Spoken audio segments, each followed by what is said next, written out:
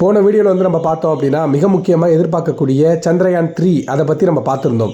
சந்திரயான் 3 பற்றி ஒரு quick information நான் கொடுத்துட்டு அதுக்கப்புறம் இன்றைக்கி நம்ம பார்க்க போகிற வீடியோ என்ன அப்படின்னா, இந்தியாவில் இப்போ ரீசெண்டாக புவிசார் குறியீடு, அதாவது ஜியாகிரபிக்கல் இண்டிகேஷன், அந்த புவிசார் குறியீடு பெற்ற புதிய மாநிலங்களை பற்றியும் அதுக்கப்புறம் இந்தியாவில் நடந்த முக்கியமான பயிற்சிகள் சம்மந்தப்பட்ட கேள்விகளையும் நம்ம பார்க்கலாம். ஸோ அதுக்கு முன்னாடி போன வீடியோ பார்க்காதவங்களுக்கு ஒரு கனெக்ஷன் இருக்கணும் அப்படிங்கிறதுனால நான் அதை கொஞ்சம் ஜஸ்ட்டு ரிமைண்ட் மட்டும் பண்ணிக்கிறேன், சரிங்களா? சந்திரயான் 3 அப்படின்னு பார்க்கும்போது நிலாவுடைய தென் துருவத்தில் தான் சந்திரயான் 3 வந்து லேண்ட் பண்ணாங்க.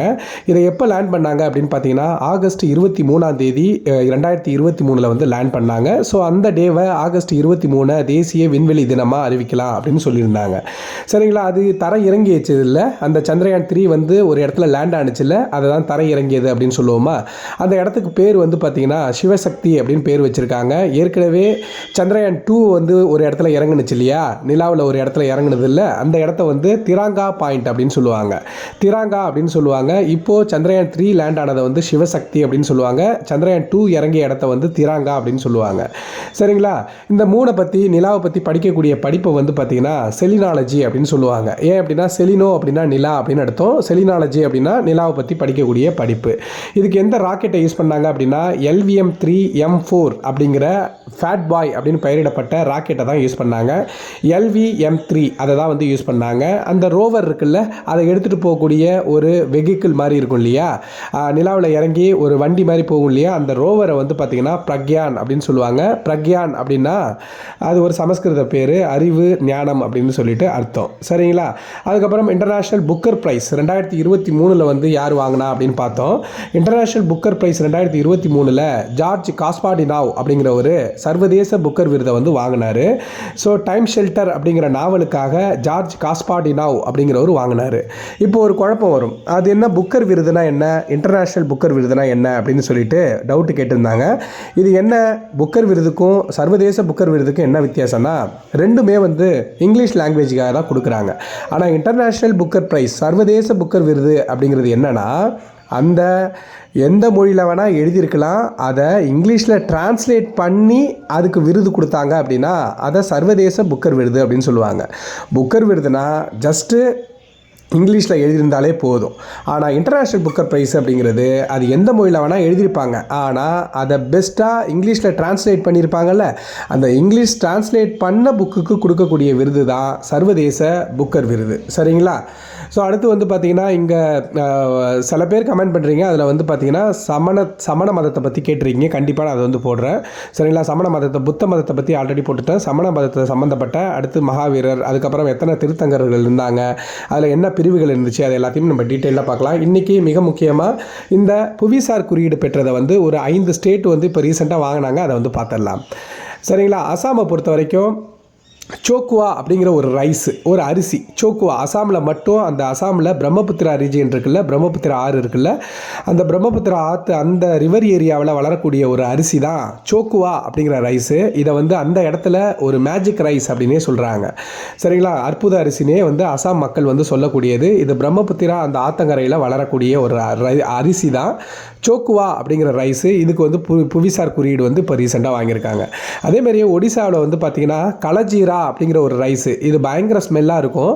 கலஜீரா ரைஸ் நல்ல ஸ்மெல், ஓகேங்களா? கலஜீரா ரைஸ் வந்து பார்த்திங்கன்னா கோரப்புட் அப்படிங்கிற ஒரு இடம் இருக்குது. எங்கன்னா ஒடிசாவில் கோரப்புட் அப்படிங்கிற ஒரு இடத்துல கலஜீரா அப்படிங்கிற ஒரு அரிசி வந்து வளருது. இது வந்து பார்த்திங்கன்னா இப்போ ரீசெண்டாக ஒடிசாவிலேருந்து கலஜீரா ரைஸ் வந்து GI டேக் வாங்கியிருக்கு. ஆந்திராவில் வந்து பார்த்திங்கன்னா அத்ரேயபுரம் அப்படிங்கிற ஒரு மாவட்டம் இருக்குது. ஆந்திராவில் அத்ரேயபுரம் அப்படிங்கிற ஒரு இடம் இருக்குது. அங்கே பூதரக்குழு அப்படிங்கிற ஒரு ஸ்வீட் வந்து ரொம்ப ரொம்ப ஃபேமஸ். ஆந்திராவில் இந்த பூதரக்குழு அப்படிங்கிற ஸ்வீட்டு தான் ரொம்ப ரொம்ப ஃபேமஸ்ஸு. இதுக்காக இந்த ஆந்திராவில் பூதரக்குழு அப்படிங்கிற ஸ்வீட்டுக்காக GI டேக் வந்து பெற்றிருக்காங்க. அடுத்து வந்து பார்த்தீங்கன்னா ஜம்மு அண்ட் காஷ்மீரில் சுலாய் அப்படிங்கிற ஒரு ஹனி, ஓகே, தேன், அந்த சுலாய் ரீஜியனில் கிடைக்கக்கூடிய தேன் சுலாய் ஹனி அப்படின்னு சொல்லுவாங்க. இது வந்து ஜம்மு அண்ட் காஷ்மீரில் புவிசார் குறியீடு வந்து வாங்கியிருக்காங்க சுலாய் தேனுக்காக. அடுத்து வந்து பார்த்திங்கன்னா மத்திய பிரதேஷில் பதிக் அப்படிங்கிற ஒரு பிரிண்ட், அந்த பதிக் பிரிண்ட்டுக்கு வந்து இந்த மத்திய பிரதேஷ் வந்து ஜிஐ டேக் வந்து வாங்கியிருக்காங்க. அது என்ன பதிக் பிரிண்ட் அப்படின்னு பார்த்தீங்கன்னா, இந்த கிளாத்தில் எந்த வகையான கிளாத்தாக இருந்தாலும் அதில் ஃபுல் அண்ட் ஃபுல்லு பிரிண்டிங் கொடுக்குறது, சரிங்களா? பிரிண்டட் கிளாத் மாதிரி வரும் இல்லையா, அந்த வேக்ஸ் ரெசிஸ்டண்ட்டாக இருக்கக்கூடிய பிரிண்டிங் கிளாத்துக்காக அது வந்து ஜிஐ டேக் வாங்கியிருக்கு. அடுத்து சர்வதேச அளவில் நடந்த பயிற்சிகளை பார்த்தீங்கன்னா எல்லாமே வந்து ரொம்ப சிம்பிள். வருணா அப்படிங்கிற எக்ஸசைஸ் வந்து நடந்துச்சு. இது இந்தியாவுக்கும் பிரான்ஸுக்கு நடந்த பயிற்சி. இது வந்து ஒரு கடற்படை பயிற்சி. சால்வெக்ஸ் அப்படிங்கிறது இந்தியாவுக்கும் அமெரிக்காவுக்கும் நடந்த பயிற்சி. இதுவுமே ஒரு கடற்படை பயிற்சி தான். சால்வெக்ஸ் அப்படிங்கிறது இந்தியா அமெரிக்கா. அடுத்து சிம்பெக்ஸ் அப்படிங்கிறது இந்தியாவுக்கும் சிங்கப்பூருக்கும் நடந்தது. ஓகேங்களா? சிம்பெக்ஸ் அப்படின்னா ஃபஸ்ட்டு எழுத்த பாருங்கள், சிங்கப்பூர். அடுத்து I for India, M for maritime. ஓகேங்களா? ஸோ ரொம்ப சிம்பிளாக ஞாபகம் வச்சுக்கலாம். சிம்பெக்ஸ் அப்படிங்கிறது சிங்கப்பூருக்கும் இந்தியாவுக்கும் நடந்தது. அடுத்து சம்ரித்தி 23. சம்ரித்தி அப்படிங்கிறது இந்தியாவுக்கும் பங்களாதேஷுக்கும் நடந்த ஒரு பாதுகாப்பு படை பயிற்சி. இதை மட்டும் தான் நீங்கள் ஞாபகம் வச்சுக்கணும். ஸோ ஓகேங்களா? சம்ரித்தி 2023 மெகாலயாவில் நடந்துச்சு. இது இந்தியாவுக்கும் பங்களாதேஷுக்கும் நடந்த பாதுகாப்பு சம்மந்தப்பட்ட பயிற்சி, சம்ரித்தி பயிற்சி. அடுத்து கடைசியாக யுத் அபியாஸ் அப்படிங்கிறது இந்தியாவுக்கும் அமெரிக்காவுக்கும் நடந்த இராணுவ பயிற்சி. யுத் அபியாஸ் அப்படிங்கிறது இந்தியாவுக்கும் அமெரிக்காவுக்கும் நடந்த ராணுவ பயிற்சி. இது அலாஸ்காவில் அமெரிக்காவில் நடந்துச்சு. ஓகேங்களா? அலாஸ்காங்கிறது வந்து அமெரிக்கா, அங்கே வந்து நடந்துச்சு. ஓகேங்களா? திருப்பி நான் சொல்லிடுறேன். வருணா அப்படிங்கிறது இந்தியாவுக்கும், எப்போவுமே இந்த பயிற்சிகளை படிக்கும்போது நீங்கள் எதை ஞாபகம் வச்சுக்கணும்னா, எந்தெந்த நாட்டுக்கு இடையில நடந்துச்சு, இது வந்து கடற்படை பயிற்சியா, ராணுவ பயிற்சியா, பாதுகாப்பு படை பயிற்சியாங்கிறத ஞாபகம் வச்சுக்கணும்.